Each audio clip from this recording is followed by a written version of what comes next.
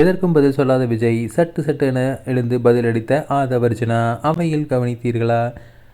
தமிழக சட்டமன்றத்தில் இன்றைய கூட்டத்தொடரில் ஒரு மிக முக்கியமான அரசியல் நகர்வும் அதிகார பரவலாக்களும் அதிகபட்சமாக அரங்கேறியுள்ளன.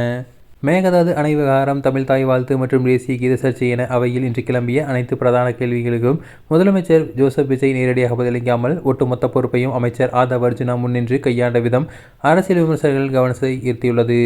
சட்டமன்றத்தில் இன்று நடந்த விவாதங்களை பார்க்கும்போது ஆளுங்கட்சியான தமிழக வெற்றிக் கழகத்தின் முதன்மை போர் வீரராகவும் அவையின் தன் முழு கட்டுப்பாட்டில் வைத்திருக்கக்கூடிய ஒரு டிஃபேக்டோ தலைவராகவும் ஆதவர்ஜுனா உருவெடுத்துள்ளது தெளிவாக தெரிந்தது.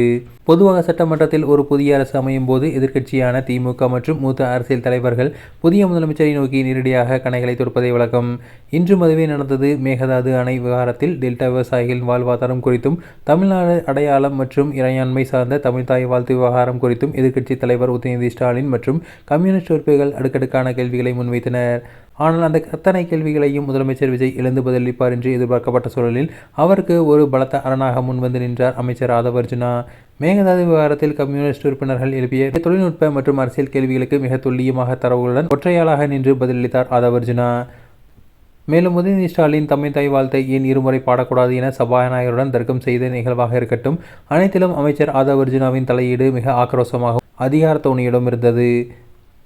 எங்களை நீங்கள் பேச அனுமதிக்கவில்லை என்றால் நாங்களும் உங்கள் அவையில் பேச விட மாட்டோம் என்று உதயநிதி ஸ்டாலின் மற்றும் திமுக உறுப்பினர்களை நோக்கி அவர் விடுத்த எச்சரிக்கை அவையில் தாவேகா அரசு முழுமையான அதிகார கட்டுப்பாடுடன் இருப்பதை உணர்த்தும் வகையில் அமைந்தது.